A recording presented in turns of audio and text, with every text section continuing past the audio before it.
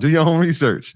Our content is intended to be used and must be used for informational purposes only. It is very important to do your own analysis before making any investment based on your own personal circumstances. You should take independent financial advice from a professional in connection with, or independently research and verify any information that you find on our show and wish to rely upon, whether for the purpose of making an investment decision or otherwise. Y'all know how this works. Do the research, share the research. When it's great, give credit to the person you found it from. Let's build our accounts. Let's build community. Love is love. We got a big announcement next week. We got a big announcement next week. Do we? Yeah. Oh, okay. Gotcha. Yeah. We get it. Meme coin time. Yeah. Just when you thought. All right. Let's get into it. So I know everybody wants to hear about, the pending recession and stock market crash, but let's let the beat build a little bit before we actually get into that. So, okay. What's one investing quote that's completely rewired your brain and changed how you play the market? Oh, this is one of my favorites. Great question. I appreciate you. From Stanley Druckenmiller. If you have to hedge the position, you shouldn't be in the stock anyway. I'm paraphrasing. A lot of times we talk about hedging our portfolio, but a lot of times the hedge is to be in the right company at the right time. Sam Altman, you better go fix your relationship because for the record, you haven't IPO'd yet. Remember what I told you guys, shout to all the right-wing MAGA Republicans. Remember when I told you that Salute and putting those cars on discount and moving away from a luxury company was a mistake. The stock is down 40%. That's a super bear, Kodiak. In 3 months. In 3 months. Not good. So I know Druckenmiller doesn't get the credit in that Soros trade where he had the short of a decade. That was actually Druckenmiller's idea and trade. But the truth is, the ultimate hedge is to be in the companies that matter the most and to buy them at the right price. So that's my quote that's changed the way that I looked at even today, with the market pulling back the way that it has. And as much as I don't like some moves that Apple has made, I'm not worried about Apple long term. Definitely not worried about Microsoft long term. It's a good feeling to be in companies that are doing incredibly well. But for you guys, is there a quote that resonates with you that's changed the way you see or look at the market? Yeah, I got one, and it kind of feels very similar, or the premise at least, to your Druckenmiller quote. And this is from Buffett, and he says, "Price is what you pay, value is what you get." Big facts, right? So, and we've been stressing this, right? Not to pay at the highs, and today and this week or the past couple of weeks is a prime example of why we don't do that. Because you'll see pullbacks, and I know if we look at the major indices, yes, the Nasdaq is pulled back and is a correction territory, but the Dow hasn't. Yeah. Right. If you look at it from a year to date, the Dow's not an indicator though. No, I'm not finished yet, but the S&P hasn't either. Right, like it's down, I think 4% on the year. Right, when we get in correction territory, we're talking over 10%, which is what the Nasdaq has just hit recently. And so price is important, yes, but the value of what you're getting is in the companies and when you're getting them, right? So that you got to understand that having things at all-time high is not the best time to buy. This is the prime real estate here. This is where wealth is built, right? When companies have pulled back, we talked about Tesla, right? 40% pullback. We've seen NVIDIA got down to 106.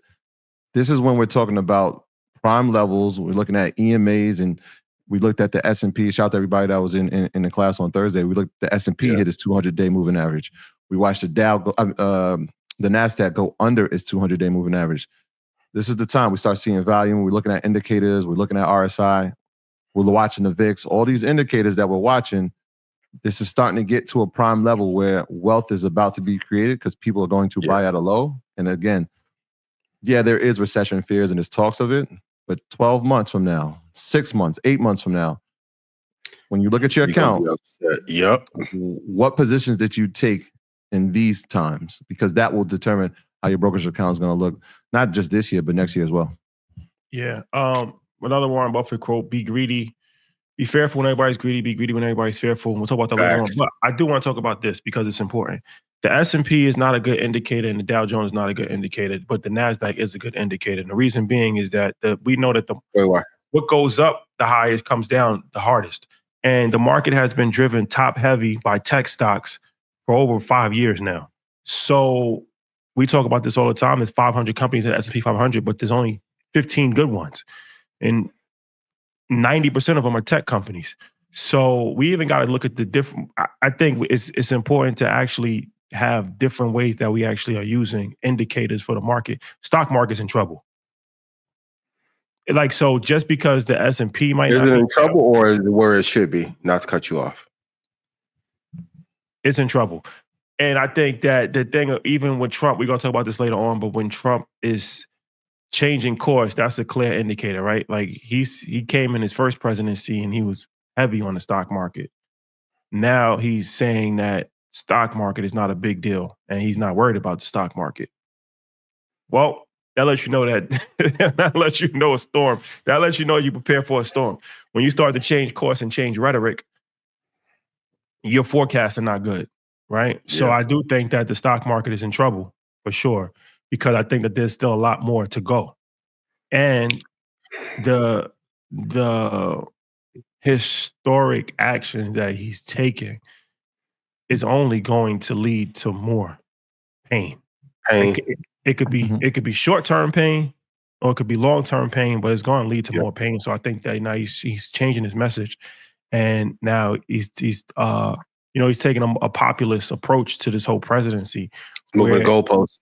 Right. Where he's saying that the globalists are the ones that's concerned about the stock market. He's a globalist. Right. Huh? Wow, he's a globalist. Yeah. Well, he's changed his position every time he gets. But so now he's saying that the globalists is the ones that's concerned about the stock market. Pretty much what he's doing is playing to the base. Middle American, vast majority of people are not invested in the stock market. So stock market gains and losses doesn't directly affect them. So he's saying, like, look, don't worry about that. That's for the elite. That's for the globalists. As long as we can provide more jobs in America, right? And we can help the average everyday American, that's more important than the stock market, which to me, as if you're in the stock market, that's not good. When the president of the United States is pretty much already trying to discard the stock market and trying to say, like, we don't care about the stock market, right? That's for globalists, and we're more focused on jobs. While not creating jobs, it's crazy. While not creating jobs. So we talk about AI Act. All of that Mag 7 talk was all because there was a small concentrated amount of stocks that was driving the stock market. And those were technology stocks. We've seen this happen before. When they go up and they're going to come back down. But I think that's more of an indicator of how the stock market is actually doing than the Dow Jones for sure. That shouldn't even. Yeah, I was like, maybe the Dow's 30. I was going like, but I don't know. The S&P is not a good indicator? It's a good indicator, but it's losing relevancy. Okay. It's losing relevancy when it's so top heavy, right? But that's why. So like when just to interject a little bit, right? Because when I'm first hearing it, I'm like, wait, hold on. But yes, what you're saying now makes, and I agree with everything you said up until that point. The way it's equally weighted, right? So like, yes, it relies on NVIDIA, which is like 7%, and it relies on some of these top heavy companies, but it is divided by sectors and they're each equally weighted. So it does tell a story. Now, the story has been that tech is leading. That is the story. And always will lead in America. Exactly. Like if we look at most of the companies, 40% of them have a technology component, if not, well, on paper, but pretty much all of them do. But there are sectors inside of it. Even when tech has pulled back, we've seen some other sectors go up. Unless what we're seeing now, there's an overall pullback inside of the market, which is what we've seen over the past few weeks with the uncertainty. Like this is one of the things we're talking about. And I think kind of what you're saying is uncertainty. When we talk about catalyst events, like we could talk about earnings and we can talk all these things and future guidance, but uncertainty is the biggest detriment and catalyst to watching downturns. Yeah. You want my thoughts? Yeah. Go ahead, man. There's a thing called portfolio management. And if we get too top heavy, they're going to rotate out the ones that are dead. Like, remember when I told everyone SMCI wasn't the new NVIDIA? Like, they're going to clip the ones that are not good and they'll rebalance into healthcare, or utilities. So all right, stay there for 2 seconds. So, and that's the thing, right? Money is being rebalanced. The question is, where is it going? Right? We don't have the forecast on that, or maybe you do, but where is it going? Because usually it's like, hey, we can see it's going to healthcare. But if you look at Noro today, they got hammered today. Bulls. They're getting hit. Financials gone down. Consumer discretionary pulled back. So it's feeling like are staples now the way to go? What do you say to that? Okay. I'm gonna get in my blackout zone. The market is going to the fucking place it should be. So when VC ran all now, okay, China's back on y'all ass with madness. Have y'all seen China put out the first deployable AI agent while OpenAI wants to charge 20 grand a month for it? Sam Altman, go fix that relationship at Microsoft for your dreams of being a billionaire. Go away while you stole that project from Elon. So while everyone is afraid, the market is resetting to where it naturally should be. We needed some of this. I told everyone, I'm the one that introduced the NVIDIA trade. I said the AI trade was over. Everybody like, yo, you losing your touch. Look at your account. AI trade is over. So the money's going to rotate somewhere. For those you don't know, most of the money in hedge fund flows in the last week of this month. So you're going to have to wait to April to see where a lot of the money is starting to be deployed. And we can have a conversation. Novo, even though they had the GLP-1, the Ice Spice put on all that weight she lost off that Ozempic, right? we got to make good with the Bronx, man. Don't do this. Shout out to the Bronx. Right? Novo should have never been in that conversation. In comparison to Lilly, no. Not compared to Lilly, no. It's not time. Novo is being the new Pfizer, maybe, but Lilly, no.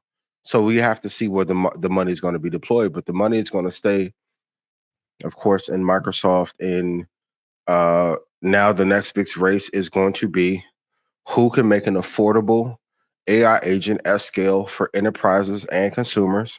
And then the next race after that will be quantum. But I'm going to be real. If you fucking listened, you wouldn't have any concerns of your account. I'm sorry. We do this show every week. And then when things go awry, y'all come in like, yo, what's happening? We've been telling y'all all year. That was when Robert Smith came in. They're giving y'all the scoop that they shouldn't give you with a billionaire. What's next? They just told you last week after they was with Robert.